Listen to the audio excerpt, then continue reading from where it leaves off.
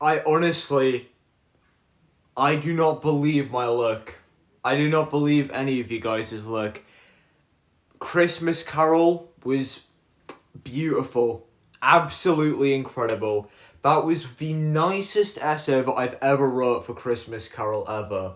Bro, I was expecting it to be on the joy of Christmas, or how is the setting used in a Christmas Carol? How is the ghosts of Christmas presented? How is greed presented? Greed is like the overarching theme for Christmas Carol. Beautiful. Macbeth, I was thinking, oh shit, it's gonna be how is witchcraft presented? How is kingship presented? No, it was Macbeth. The main protagonist whose quotes we've learned since year 10. That was the nicest English exam in the history of the universe. Apparently, there were, like, Romeo and Juliet was nice as well. Apparently, Jekyll and Hyde was easy as well. That was probably the nicest literature exam ever. And that worries me because that surely means that, literature part 2 is going to be a little tougher. So, I'm not going to do any revision for literature today. I'm going to take a little break from that, but we're doing history because tomorrow is history. I'll do maybe half an hour of that, and then I might do 1 or 2 math bits, but I am shattered, guys. I would much rather just go to sleep as early as possible tonight. So, in terms of history, look at this. I literally wrote here about how greed is presented. I predicted the paper perfectly. So, history, we got crime and punishment.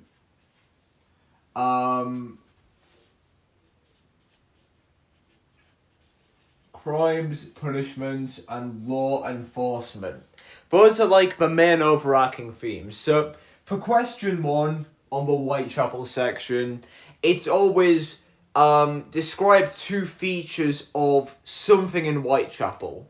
So let's maybe get like, I don't know, 7 things it could be, right? And me and Ellis were kind of making up some as well to kind of, test our limits and see, if we could name them. So let's say name 2 features of the Peabody Estates.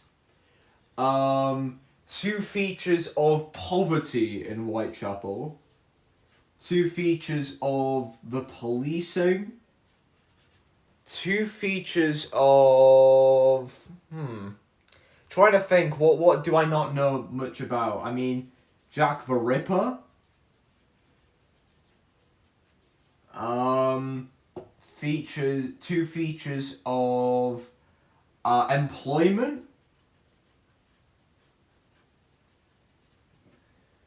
2 features of... you guys could join in here, suggest some. I'm going to go through each one here, so don't worry. I'm not just listing these for no random reason.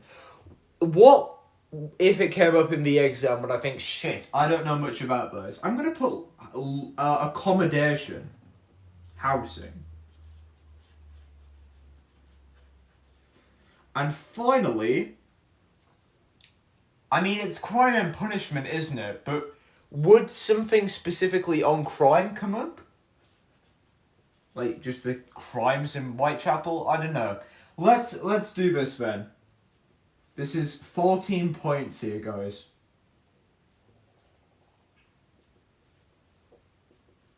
And you guys can join in chat too. Let me know what you think. So, 2 features. I've picked such a close depth one here. Again, I feel like we won't get something this closed off, I feel like, but 2 features of... Oh, shit, that almost just... Oh, no, that one on my new carpet. Fuck. Anyways, 2 features of a Peabody estate. I mean, you could say that they costed... I believe it was 3 shillings. I'm not sure if that was a weekly thing, or whether that was like a one-time thing, but 3 shillings... And there were roughly about 200 and I think it was 90 apartments within the Peabody Estates. 3 shillings, so your point would be there. One feature of the Peabody Estates in Whitechapel is that they costed 3 shillings. This meant that they were affordable to even the poorest residents of Whitechapel. Another feature of the Peabody Estates is that there were 290 rooms. This meant that many people were able to access the accommodation. I guess that would be it, because again, this is a 4-mark question, but guys, 4 marks is the difference between like an 8 or a 9 in a lot of cases. I remember I did a past paper. I ended up forgetting what lodging houses were, and I dropped 4 marks, and that literally put me on an 8. And 8 is amazing. Like, that's still brilliant. I would cry if I got an 8. I would cry if I got a 7 or above, really. Or a 4 or above is a pass, you know. But that was the tiny difference between, you know, getting the best grade and the grade below it. So that's why I'm going to work on a lot of the smaller mark questions today. Because I'm sure we all know, you know, how to, you know, compare sources and stuff. But I'm sure it's the general knowledge that'll catch a lot of you out, I think. Because it catches me out when I'm looking at the stimulus points in the 12 and 8 marks. Sometimes I'll think, shit, what is that? What is the bloody, what's a lodging house? What's, you know, you know what, you guys get it. Anyways, 2 features of poverty in Whitechapel. I mean, for this one, you could just say, is its scale, the fact that it affected a large majority of people in Whitechapel. I'm not sure, what else could you talk about in regards to poverty? You could say that poverty would lead to crime. Another feature of poverty is that it would result in a large amount of crime. I mean, you could maybe talk about one feature of poverty was Charles Booth's poverty map. I don't know if that had linked, really. 2 features of policing in Whitechapel. Okay. Well, obviously you could talk about the H Division, their failure to catch Jack the Ripper. You could talk about how bad they were. The quality of officers was very poor. A lot of them were unqualified, a lot of them would drink on the job. 2 features of Jack the Ripper murders. One is that they happened to prostitutes, and another is that they were very violent crimes that the police were never able to fully understand. And by that I mean, like, you know, they never got to the bottom of it. 2 features of employment. You could talk about the Bell Foundry. You could talk about how that was quite a popular job at the time. You could talk about sweatshops, how they were, you know, very harsh conditions. Maybe employment. I was going to say workhouses. That's not really employment, is it? In fact, there you go. That's one for poverty. Oh, we'll add another one here. Workhouse. But anyways, one feature of poverty is the workhouses. Another feature of poverty is its scale. Okay. Next, 2 features of employment in Whitechapel. We've just done that, sorry. 1 feature of, 2 features of accommodation. I mean, for this one, you could literally talk about the Peabody Estates. You could talk about lodging houses, which, if I'm not mistaken, the lodging houses are the ones where it was broken up into multiple different, like, apartments. Like, you would have many people living in one room. And then there's the other houses. Lodging houses, and then there's the other one that I don't recall the name of. I bet your ass it's coming up in the exam now. I don't recall the name, and I don't think I have a revision guide for history. Or maybe I do. No, I don't. Bollocks. Well, I don't know what the other house is called, but it's lodging houses, and then there were the... Oh, rookeries. Shit, what were rookeries? I can't recall. And I know it's coming up in the exam now. I know for a fact it is. Because I struggled a tad bit with something in biology and it came up. So I'm assuming that the mark scheme, the examiners are being all dodgy and stuff. Rookeries in Whitechapel. Rookeries were areas... Oh, so they were just slums. Oh, okay, so you could literally just state they were overcrowded, they were full of poor people, poor conditions, 3 people in one apartment. And then lodging houses are the houses themselves. Poor conditions, cheap accommodation, lodged together in the same room. Alright, that's fine then. So, lodging houses are just a small part of rookeries. Got it. See, I did not know that. If that comes up in an exam now, I have a lot to talk about. Okay, crimes. 2 features of crime in Whitechapel. You could say that it's caused by drinking, because people were poor, so they would literally just spend all of the time drinking, and as a result, aggressive crimes, drinking crimes would occur. Another feature of crimes is that they were often quite violent. Jack the Ripper, for example. Because if, they just were. You know what I mean? I can't really travel back in time and prove it, but I'm pretty sure crime was pretty bad. And then, finally, 2 features of a workhouse. Okay, you could say that hard labour, things like picking up oakum, hard labour. And you could say that another feature is that a lot of people would be there, like children, women, old men, literally anybody from any kind of, life who was poor. So those are the state 2 features of. I feel like none of these are going to come up, and we're going to get something like 2 features of... I don't know, guys, if any of you are watching, what do you think the 2 features of will be? Because if we can kind of predict it now and put it on the whiteboard...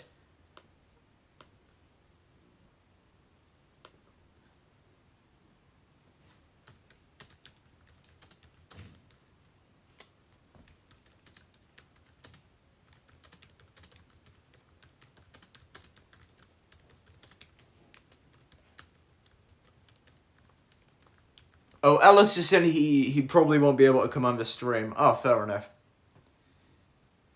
I'm not too bothered if we get many people. Honestly, all I'm bothered about is just making sure that I understand this myself. The thing about these streams is they're not really meant for other people in a way. Like, they are, because I want people commenting.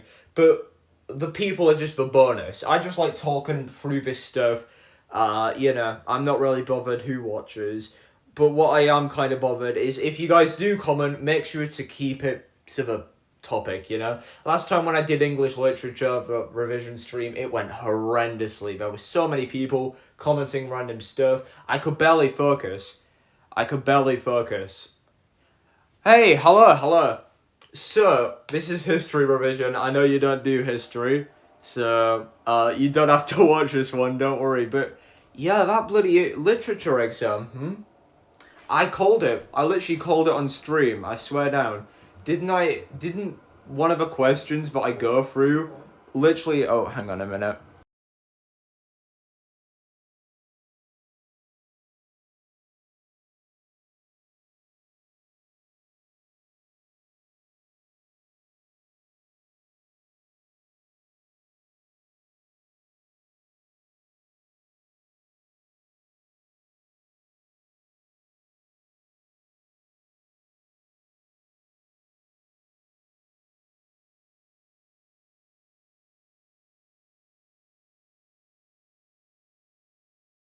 Hey, sorry about that. What are you saying?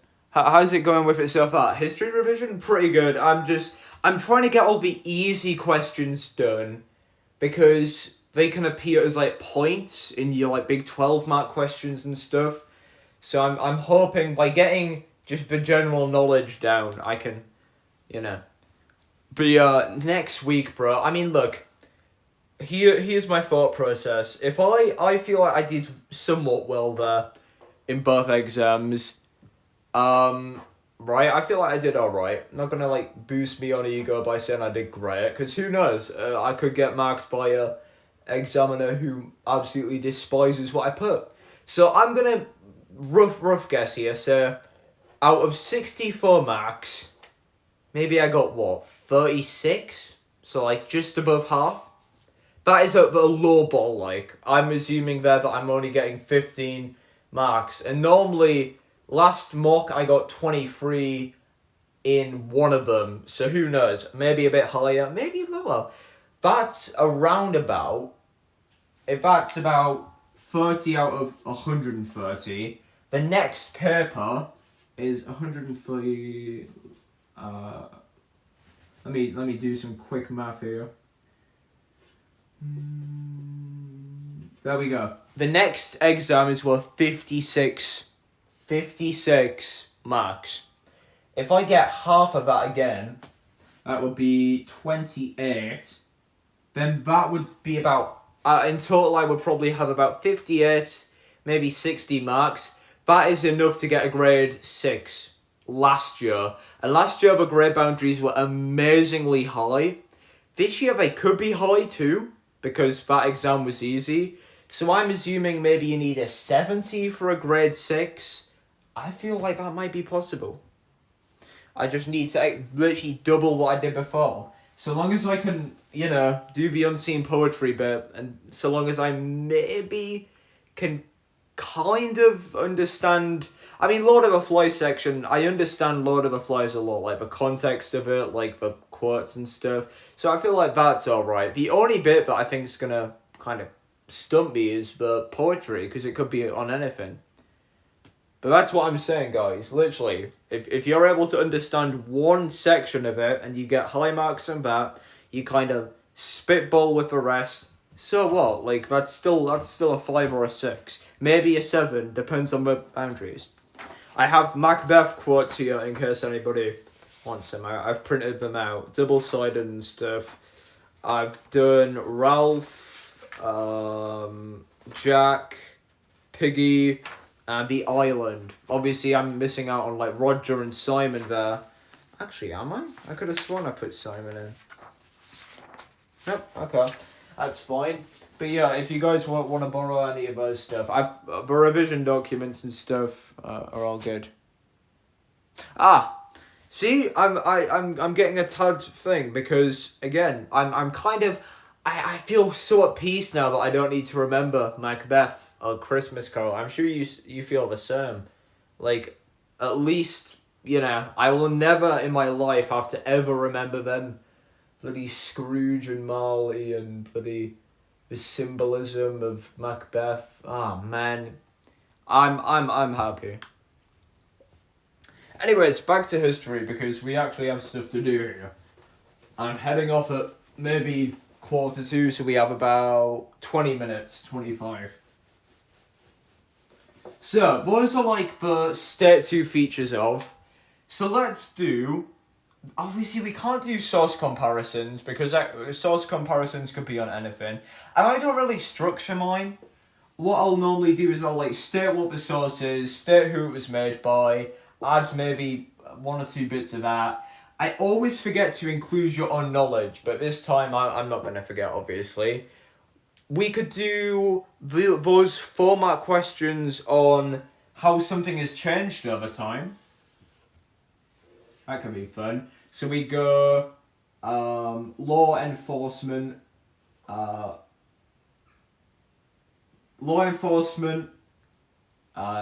crime, and I guess punishments. And then we go medieval to modern, medieval to early modern,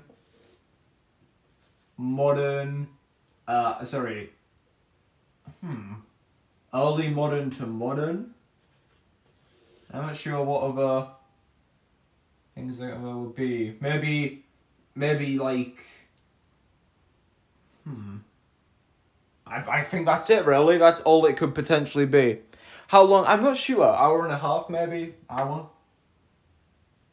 As far as I'm aware, it is pretty short. So anyways, changes in law enforcement from the medieval to the modern period.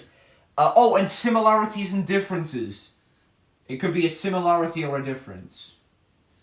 So this is a lot of potential questions here. This is 18 potential questions. But I think this is every question it could be, right? Surely there's no other time periods it could focus on. And it's only law enforcement, crime and punishment. Although last year there was a really scummy question on the Tolpuddle martyrs and how they were treated similar to conscientious objectors. No idea what that was about. That's kind of an outlier. But it should be one of these. It should be one of these. So, let me go through every single one. So, we'll obviously put similarity, difference.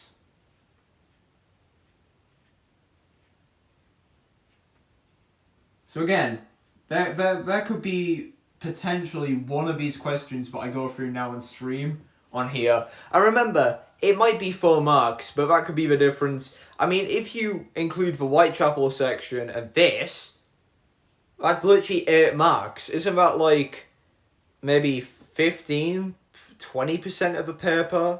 I want to say maybe 15. That's a lot of the paper for some obvious stuff that we can go through on stream in a couple of minutes. So anyways. One similarity between the medieval and modern period in terms of law enforcement, I guess the role of a community. Because, think about it, the role of a community in the medieval was things like the tithings, the hue and cry, where they would alert everybody if a crime was going on. And then modern thing, you have neighborhood watchers, which encourages a community to get together to stop crime. A difference would be, law enforcement. I guess trials. You could talk about how back in the modern era, it was a lot of trials by ordeal, and now it's trials by jury. Although trials by jury were introduced in like the 1300s, right? So maybe that wouldn't be one. What else could you say there? A difference between modern law enforcement. I'm trying to think.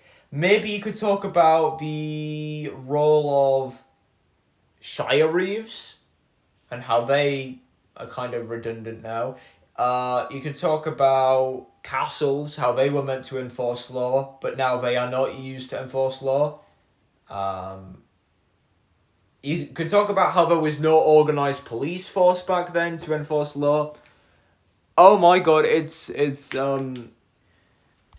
your favourite Shirley. Your name just flickered there, what the hell? Not Reese.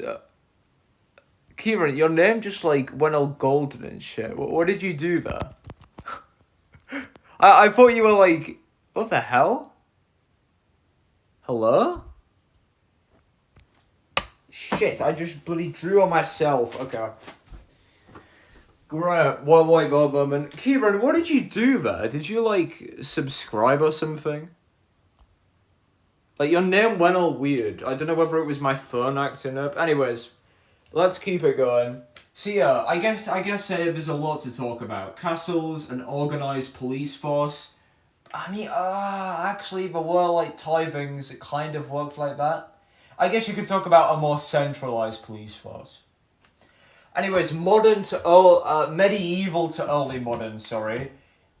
You could talk about similarities between them. Again, a lot of the modern medieval stuff is role of a community. The community went from being very involved to still being involved to some degree. A similarity there could be the night watchmen, who were just random people that were picked in order to go out and carry a torch around for a bit and like shake a rattle. I imagine just being that, bro. Imagine like getting nominated to be the Night Watchman. Anyways, yeah, sure. Early modern to modern, similarity. I'm not sure here. I mean, I guess you could talk about the role of organized police kind of thing. Um, when was bruh? I do not remember.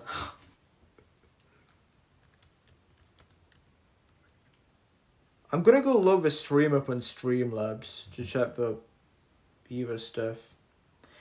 I'm sure that happened. Wasn't it after Elizabeth died? Because then you had Cromwell, who made all of us goofy laws, the Puritan laws. Let me go look. Actually, I don't have access to Streamlabs. But yeah, I do not particularly remember like the exact date. I'm pretty sure it was the time where all the Puritan laws were introduced. Right, now I can see chat without like glaring at the screen like I'm a bloody Amigo user. That's okay. I mean, if that helps, I'm not sure. I mean, what, if you're doing like your history thing tomorrow, I'm assuming you might have like a different like exam thing, because like I think there's hundreds of options you can do for history. I'm doing the crime and punishment one. Let me see. Okay, so crimes, definitions of crimes medieval to modern. There is a shit ton to talk about there. You could talk, I mean, a similarity could be things like theft. Theft has always remained a crime. Petty theft to now, grand theft, I suppose. And a difference in definitions of crime. Maybe you could say, like, racism and stuff. But it's always been a thing in human history, but I don't know if you would really get it for that. Maybe early modern to modern, you would get it for saying that. Because in, like, the 1800s, 1900s, there was a lot of racial tension in places like Whitechapel especially, where everyone thought that, like, the Irish were, like, Fenians and stuff. So I guess that would be one there, a difference, is racial. But, yeah, see, these are interesting. They kind of get you thinking a little. This helps me more. Oh, damn. Damn. I'm assuming you don't have a particularly good... Oliver Cromwell, he was like, again, honestly, I don't particularly recall, but he was like this Puritan guy, so like strongly anti-Catholic, and he introduced a bunch of laws for, I think he was in power for 2 years, and during that time he introduced a lot of very controversial laws. Things like you could not like host parties, you couldn't play games, you had to attend like church, like very like bad laws, in other words. Literally 1984. Name all German dictators. I'm not having that. Thank you, collective. And then punishments. We'll just skip to punishments. Similarity between medieval and modern. I mean, you could in a way talk about how this isn't exactly... I mean, if it said the aim of a punishment, you could then maybe talk about how medieval punishments were mainly focused on... A lot of them were, like, retribution, but some of them were meant to, like, basically take the piss out of, like, the people, to basically deter them from doing it. So you could maybe talk about how punishments today, some of them are designed to kind of do that as well. Things like making them go, like tagging, what's the word? Like home, why can't I think of a word? The thing that like bloody Andrew Tate has, I think. not home lockdown, right? Bloody like World War Two. Why can't I think of a word? It's like house arrest. That's kind of a similar thing. But a more obvious one would just be how both of them were meant to deter crimes, right? Now you get put in prison, and that's meant to discourage you from doing it. And then back then, you were, your arm would be cut off, in order to deter you from like stealing like 2 pence worth of, you know, to 2 pence worth of like bread.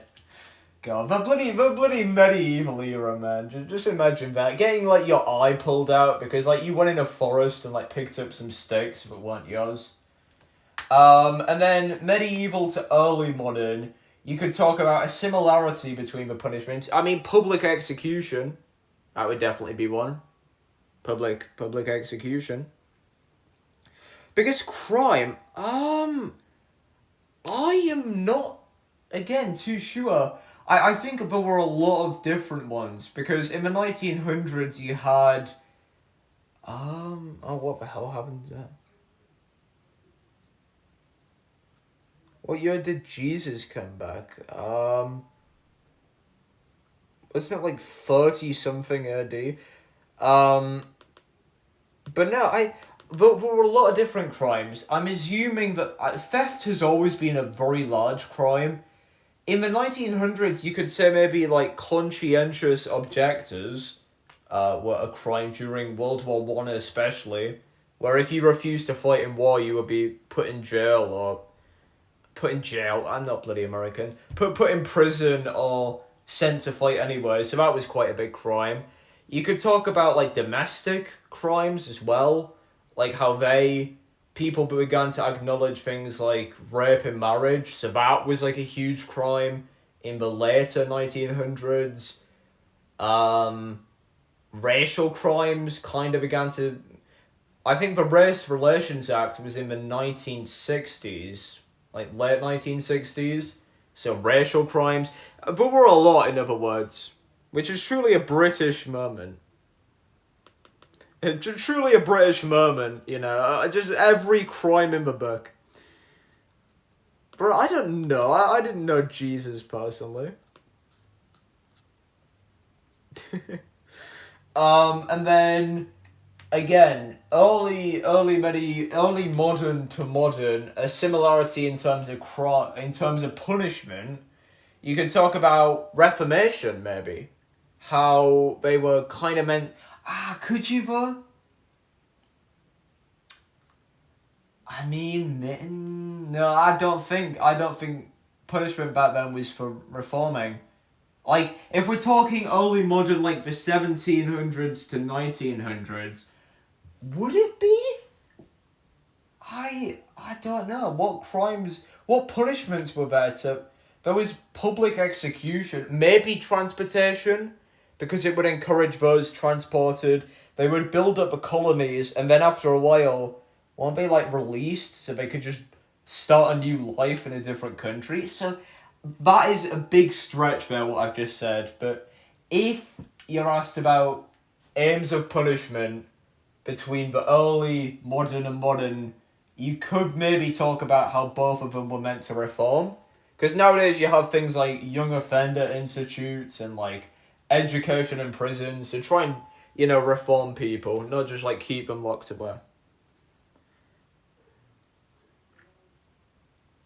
Alright, I'm gonna go grab a drink. I'll be like 1 minute because I've left my bottle downstairs. I will be 1 minute and then we'll continue with some like more in-depth stuff.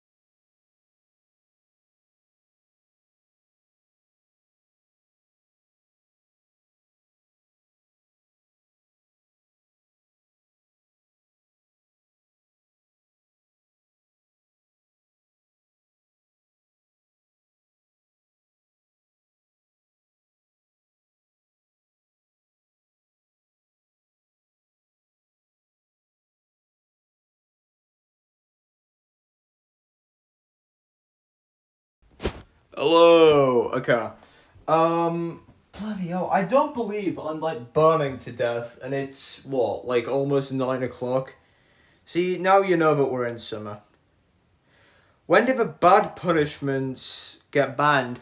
Public execution was stopped in the late 1800s because it was ineffective. So public execution was meant to deter people because like if you saw your mate getting, hung for like stealing a loaf of bread, you maybe think twice, but actually it did the opposite. It encouraged crime because the way it would work is people would kind of look. Hang on, my finger's on, right? Yeah.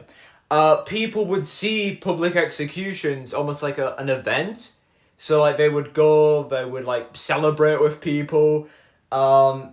There was a lot of like drinking and alcohol, which actually encouraged more crimes. So ironically, by having these events meant to deter crime, they did the